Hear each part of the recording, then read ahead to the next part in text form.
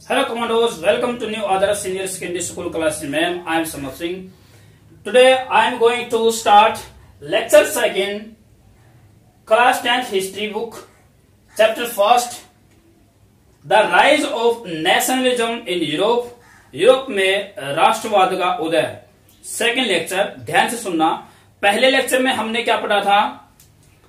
पहले लेक्चर में हमने फ्रांसीसी क्रांति के बारे में पढ़ा. उसके बाद में 1804 से 1815 तक नेपोलियन का दौर, जिसमें हमने उसकी संहिता के बारे में पढ़ा. अभी क्या हुआ?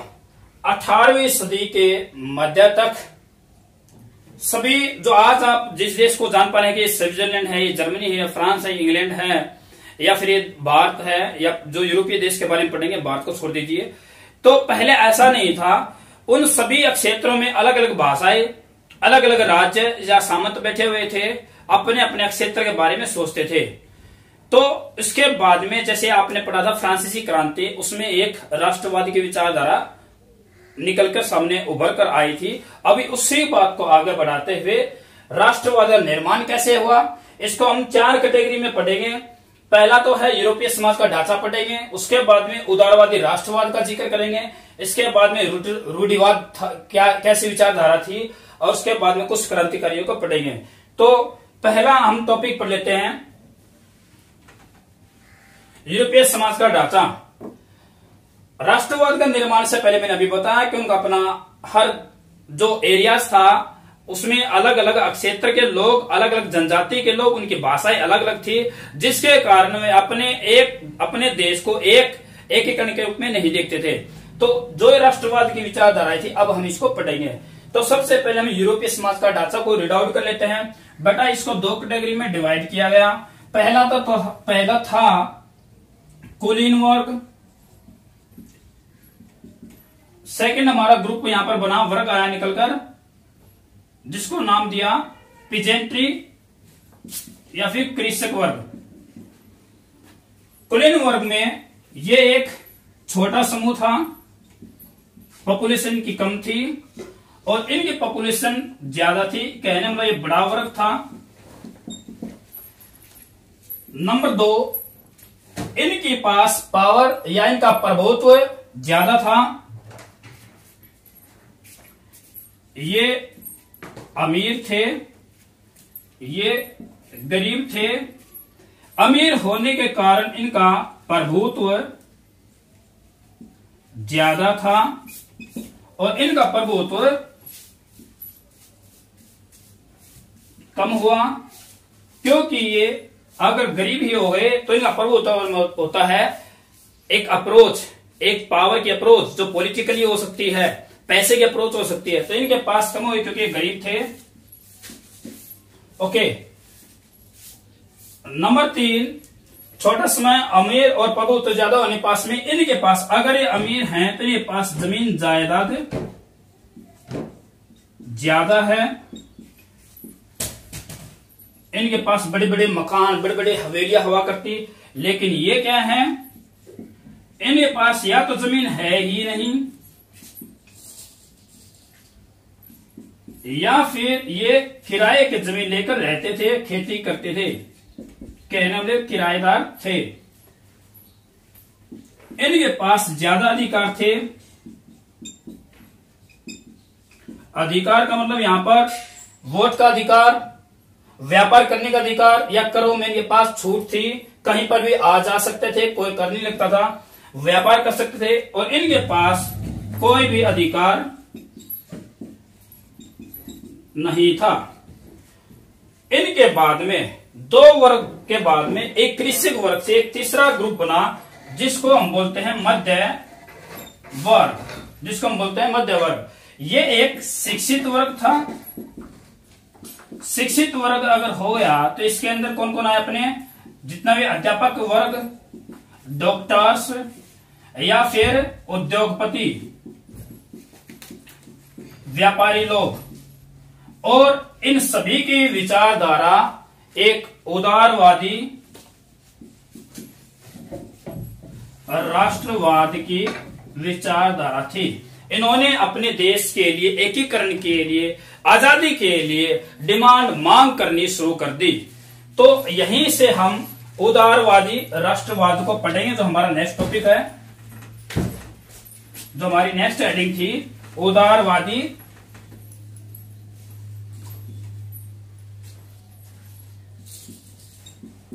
राष्ट्रवाद। राष्ट्रवाद मैं पहले लेक्चर में बता चुका हूं। राष्ट्रवाद एक ऐसी विचारधारा होती है, इंक भर लेता हूं, कैसी विचारधारा होती है जो अपने देश की संस्कृति, एक कॉमन आइडेंटिटी के लिए काम करती है, कहने मतलब देशभक्ति के लिए काम करती है। आप मोटे रूप से कह सकते हैं उदारवादी, ये राष्ट्रवाद का मतलब क्या हुआ, देशभक्ति। ओके, तो उदारवादी राष्ट्रवाद को पढ़ते हैं। उदारवादी जो वर्ड है ये लिबरलिज्म, इंग्लिश में इसको बोलते हैं लिबरलिज्म। और लिबरलिज्म में लाइबर वर्ड है, जो लिबर वर्ड है, ये एक लतीनी वर्ड है, लतीनी भाषा का है, और इसका मतलब होता है आजादी, आजाद या आजादी। तो लिबरलिज्म क्या होता है, इसकी डेफिनेशन क्या बोलती है, व्यक्तिगत आजादी, कहने मतलब सभी की आजादी और कानून के समक्ष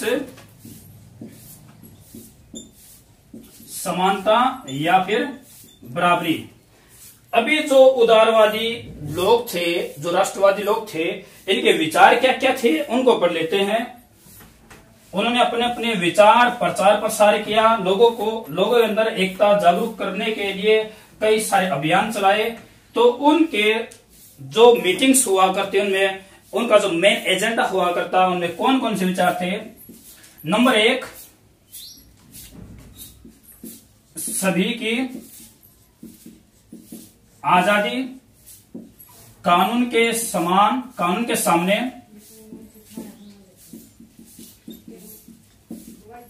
सामने बराबरी होनी चाहिए। और ये राजतंत्र या एक विशेष वर्ग, पादरी वर्ग हुआ करता, जो एक कुलीन वर्ग में आया करते, तो उनके विरोधी थे। राजतंत्र के क्या थे, विरोधी।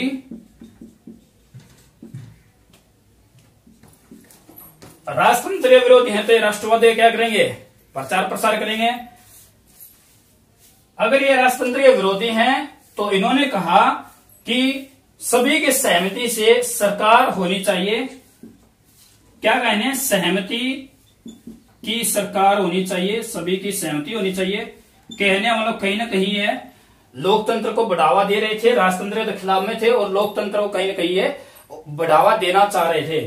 फिर इन्होंने अपने विचार रखे कि बाजार की मुक्ति होनी चाहिए, बाजार की मुक्ति होनी चाहिए, ताकि हम अपना व्यापार एक राज्य से दूसरे राज्य में कर सके, आवागमन, हमारे सामान की जो हम व्यापार करना चाहते हैं इनमें सहूलियत हो सके। और नंबर 6, और करों की मुक्ति, करों को खत्म या करों की समाप्ति।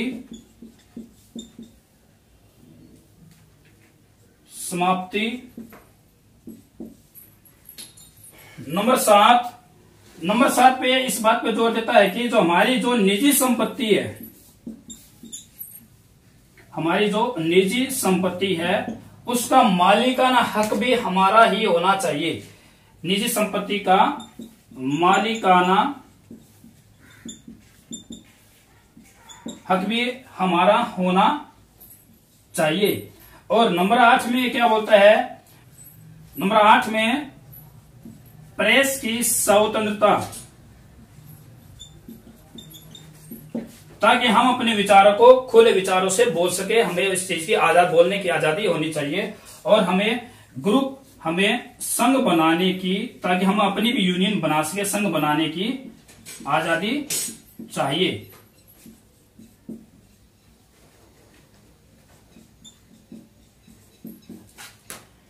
ओके, नेपोलियन के ये अपना यूरोप में राष्ट्रवाद का निर्माण में जो हमारा टॉपिक था उदारवादी राष्ट्रवाद के विचार हमने पढ़े।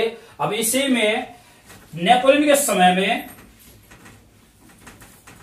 सभी को वोट का अधिकार नहीं था। नेपोलियन के समय में, नेपोलियन के दौरान सभी को वोट का अधिकार नहीं था। सिर्फ जो संपत्तिवान व्यक्ति ही वोट दे सकते थे और जिनके पास संपत्ति नहीं होती, कहने वाला संपत्ति विहीन, विदाउट जो प्रॉपर्टी के थे, चाहे वो व्यक्ति हो या औरतें या फिर औरतें, उनको वोट का अधिकार नहीं था। उनको वोट का अधिकार नहीं था। इसके बाद हम जोल्वेराइन पढ़ते हैं। 1834 में पर्सा की पहल पर एक जर्मन शुल्क संघ, जिसका नाम क्या था बेटे? जोल्वेराइन, की स्थापना की गई। एक जर्मन संघ था। इसके अंदर जर्मन देशों का ही विलीन हुआ और 1834 में पर्साई पहल पर बनाया गया था। यह एक शुल्क संघ था भाई। क्या था? एक शुल्क संघ था।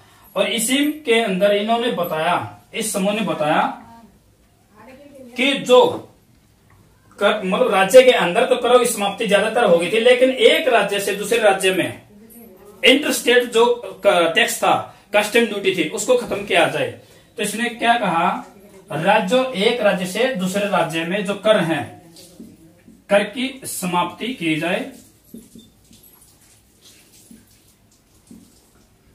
और इन्होंने जो 30 मुद्रा हुआ करती, उनको 28 को हटाकर सिर्फ 2 ही कर दी, जिन्होंने इस बात से राष्ट्रवाद को बढ़ावा मिला और जर्मनी की एकीकरण में काफी हेल्प हुई। फिर हमारा नेक्स्ट टॉपिक रूढ़िवाद। रूढ़िवाद को पढ़ लेते हैं। सबसे पहले हम जानेंगे रूढ़िवाद होता क्या है। तो देखिए फिर रूढ़िवाद। रूढ़िवाद एक ऐसी पॉलिटिकल अप्रोच है जिसके दौरान, जिसका मतलब क्या हुआ, एक ऐसी पॉलिटिकल अप्रोच जिसमें धीरे धीरे विकास को प्रायोरिटी दी गई है।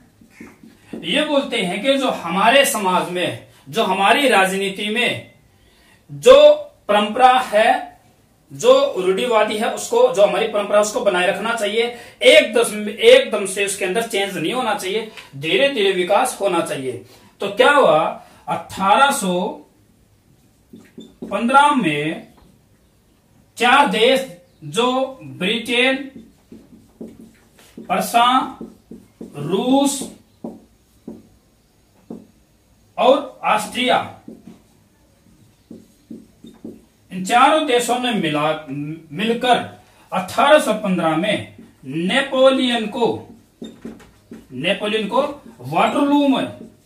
वाटरलू नामक जो जगह है, वहां पर चारों ने मिलकर नेपोलियन को हरा दिया। इसके हराने के बाद में जो वहां पर यूरोपीय जो देश बच गए, क्योंकि बड़ा पावरफुल व्यक्ति था नेपोलियन, बड़ा पावरफुल, सोच समझ वाला, विकसित बुद्धि वाला व्यक्ति था, बड़ा अच्छा शासन किया था, काफी सारे अच्छे अच्छे कार्य किए थे। तो ये सभी इससे तंग आ गए थे, क्योंकि सभी इसकी तरफ झुकाव कर रहे थे, जितने भी आसपास के लोग या देश के थे। इन सभी 4 देशों ने एक रणनीति बनाई। उस रणनीति के तहत वाटरलू नामक जगह पर 1815 में नेपोलियन को हरा दिया।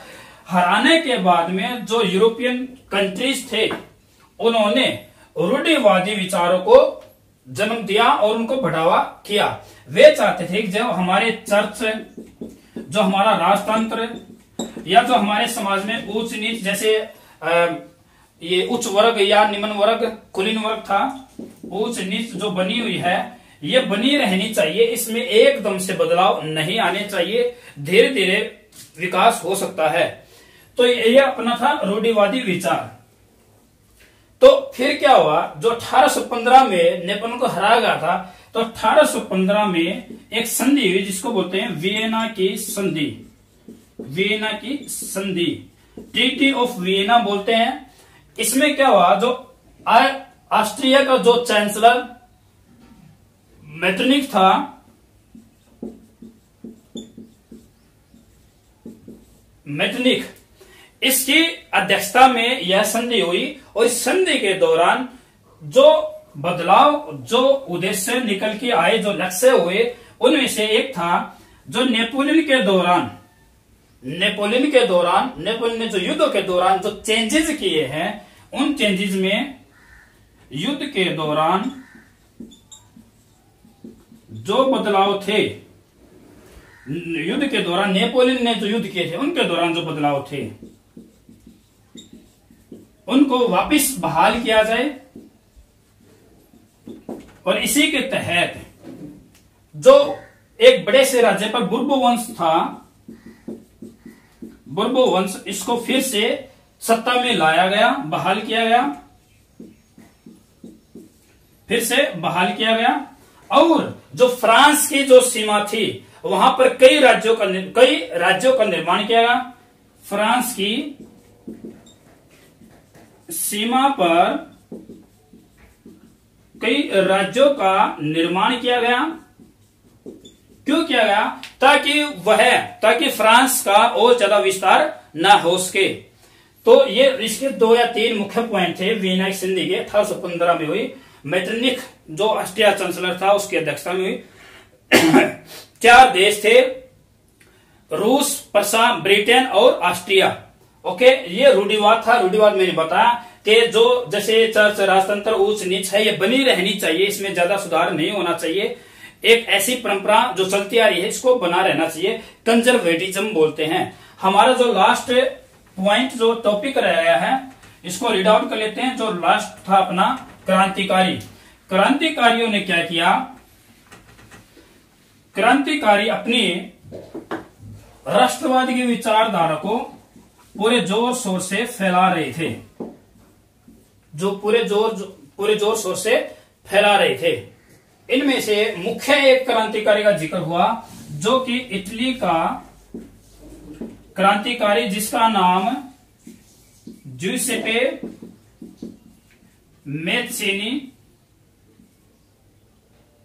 मैत्सिनी था। ज्यूसेपे मैत्सिनी, इसका जन्म 1807 में जेनेवा में हुआ। इसने 2 सीक्रेट यूनियंस बनाए, संगठन बनाए, जिनका नाम यंग इटली और यंग यूरोप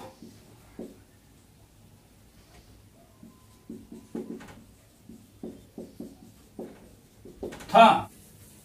यंग इटली तो मोर्सेई में हुआ। मोर्सेई नामक जगह पर यंग इटली की तो इसने नींव रखी, और यंग यूरोप को रखा बर्न नामक जगह पर। तो इससे काफी सारे युवा, कई देशों के युवा जुड़ने लगे, जिनमें से पोलैंड, फ्रांस, इटली के, जर्मन के युवा थे। तो इनकी खास विचारधारा क्या थी? राष्ट्रवाद को फैलाना और रूढ़िवादी का विरोध किया। वो इन्होंने रूढ़िवादी क्या थे? विरोधी थे, जिसके कारण इनकी देखरेख में या इनकी देखम देख कई देशों में, जैसे पोलैंड, स्विट्जरलैंड, वहां पर भी इस तरह के यंग यूरोप, यंग इटली जैसे संगठन बनने लगे, और उन्होंने भी आवाज उठानी शुरू कर दी, जिन्होंने सभी ने मिलकर रूढ़िवाद का विरोध किया। और इसकी वजह से जो ऑस्ट्रिया के जो मेटरनिक चांसलर थे, उनको इस बात पर नतमस्तक होना पड़ा। तो ये क्रांतिकारी काफी जबरदस्त क्रांतिकारी हुआ था। क्रांतिकारी जो इटली का था ये, और ज्यूसेपे मैत्सिनी इसका नाम, 1807 में जन्म में इसका जन्म हुआ।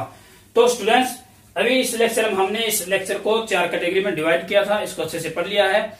ये लेक्चर 2nd है इस लेसन का। फर्स्ट लेसन को देखने के लिए आप हमारे YouTube चैनल न्यू आदर्श सीनियर सेकेंडरी स्कूल की जो प्लेलिस्ट है क्लास 10th की, वहां पर हिस्ट्री में जाइए, पहला लेक्चर देखिए, तब जाकर आपको ये समझ में आएगा। तो इसी तरह से हम लेक्चर 3 भी करेंगे। Thank you for watching this video. जय हिंद।